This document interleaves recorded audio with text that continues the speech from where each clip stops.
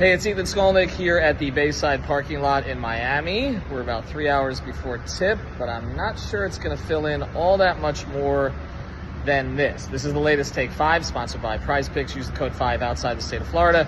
Get that initial deposit matched up to $100. So the Heat play the Bulls tonight in a play-in game. We're right back where we were last year, where they had to beat the Bulls to make the playoffs. Of course, last year they got in, and then they beat number 1 seed in Milwaukee in the first round.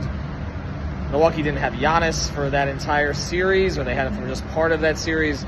In this case, even if the Heat win tonight, they won't have their star for the next series anyway. They won't have Jimmy Butler, not at least 4 weeks, it looks like, with an MCL sprain. And, of course, that takes you up until the end of a potential Boston series and even up until the end of a potential second-round series if the Heat pulled one of the biggest upsets in playoff history to get there. But, again, it's just about this game tonight for now. And there's a lot of pressure on a couple of different guys. Start with Tyler Hero coming off, a 7 for 28 performance in the last game. A lot of the offense is going to go through him. Chicago knows that.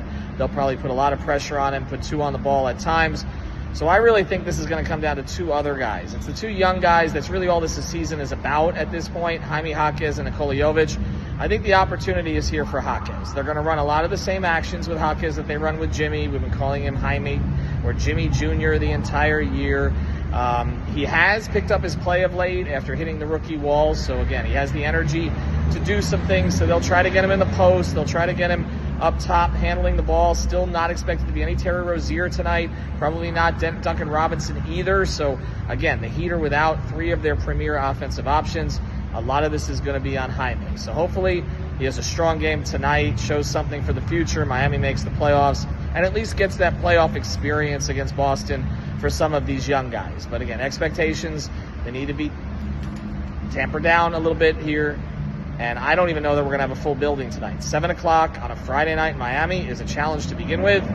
It's especially a challenge for a team that's missing its star and just had that really deflating performance in the second half against Philadelphia the other night. Ethan Skolnick, latest Take 5, right across from the Kaseya Center.